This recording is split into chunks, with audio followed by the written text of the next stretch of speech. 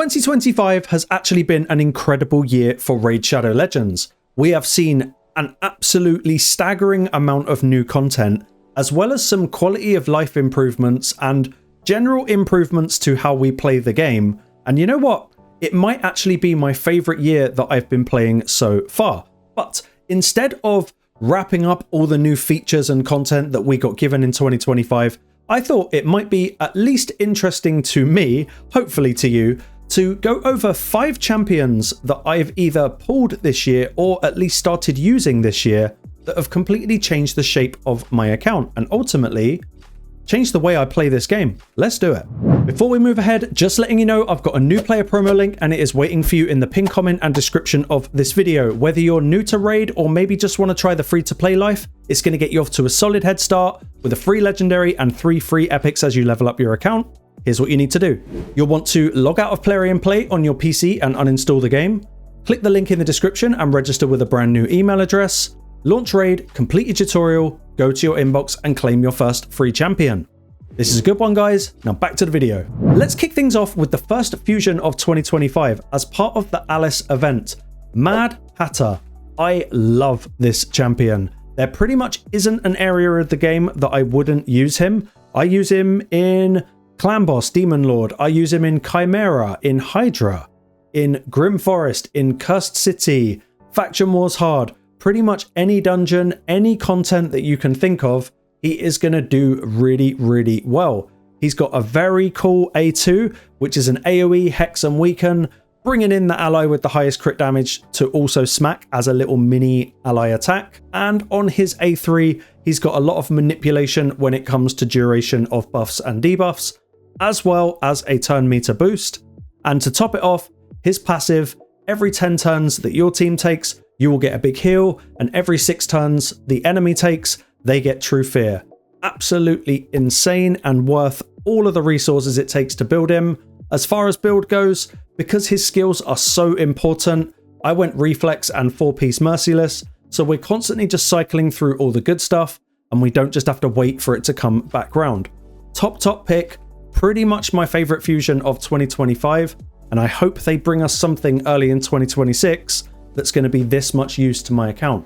Now, moving on to Marius. This guy has absolutely changed everything on my account. And I don't mean that, you know, I can use him in absolutely every bit of content, because half the time he either gets polymorphed or he kills himself with things like reflect damage. But what he's allowed me to do is take my 2, 3, 4 minute dungeon runs and turn them into like 20 and 30 second dungeon runs. As far as utility DPS on my account goes, he's number 1. He's just absolutely number 1. His A2 is arguably the strongest smack in the game. The fact that it hits hard as well as decreases duration of enemy buffs, absolutely disgusting. And I really quite like his stun that comes with his A3. Obviously in arena you kind of got to watch out because he's a bit of a polymorph magnet. A1 and A3 can get you in quite a lot of trouble, but ultimately this guy just absolutely wrecks wherever you put him. I opted to put mine into a Slayer build because why not? I feel like it was kind of made for this champion.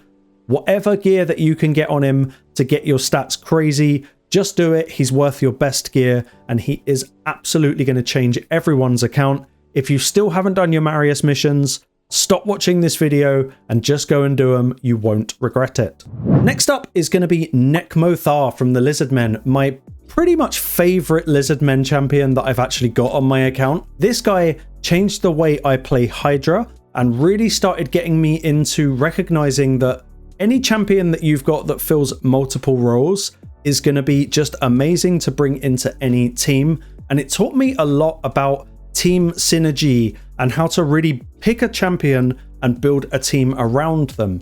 Nekmothar is absolutely disgusting. He kind of does a little bit of everything. Everything that he is doing is AoE. On his A1, it's decrease attack. On his A2, it's leech and decrease speed. And he's got a turn meter boost with increased speed on his A3. Proper disgusting support level champion. As far as builds go, I like this guy so much that I actually ended up going for Affinity Breaker.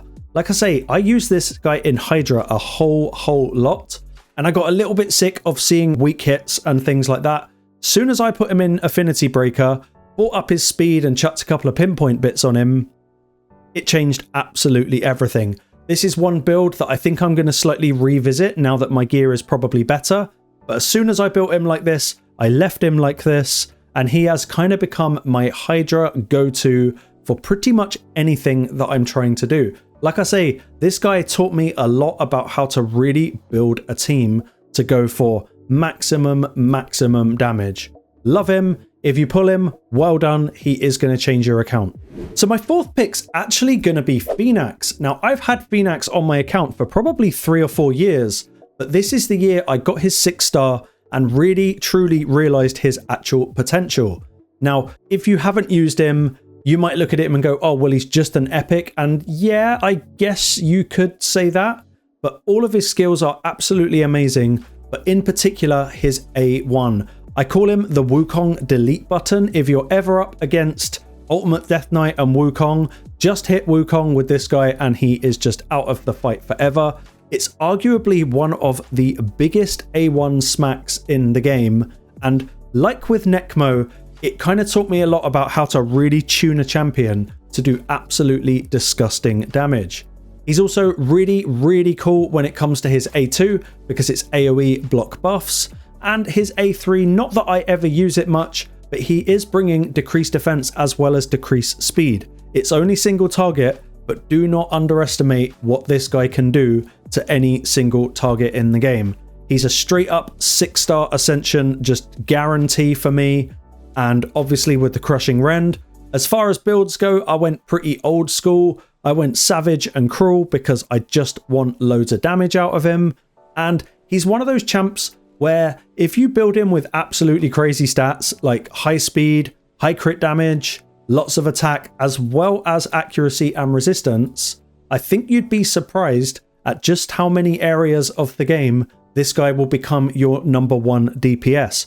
I'm not usually the world's biggest fan of DPS champions, but this guy has kind of been my 2025 go-to for nearly every showcase video I've wanted to do, as well as just having a bit of fun in the game.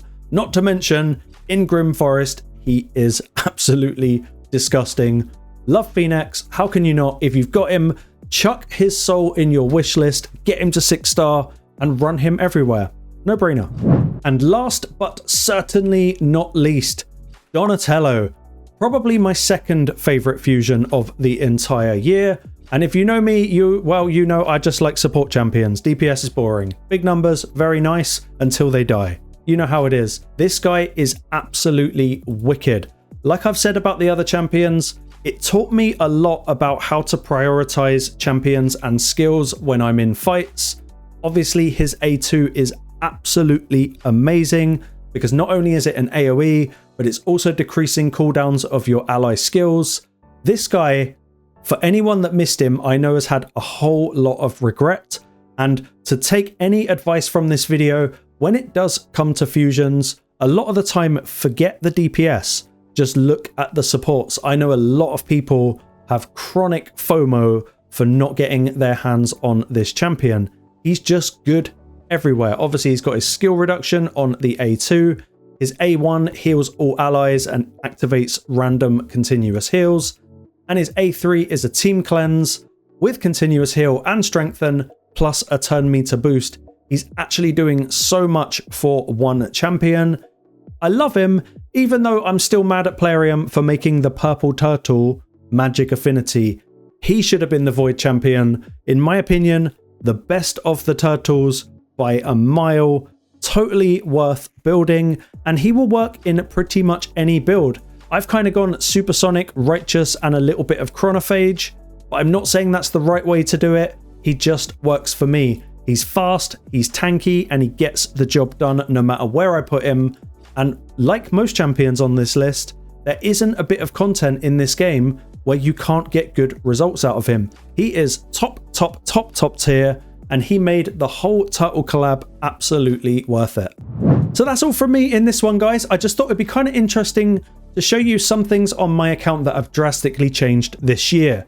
I very much hope you all have a fantastic new year. I hope to see you all again soon for more videos, more content, more guides, all of that good stuff. Thank you so much for a really interesting year. I never thought I would be playing Raid as kind of like a job. So to everyone that's helped me grow, thank you so very much.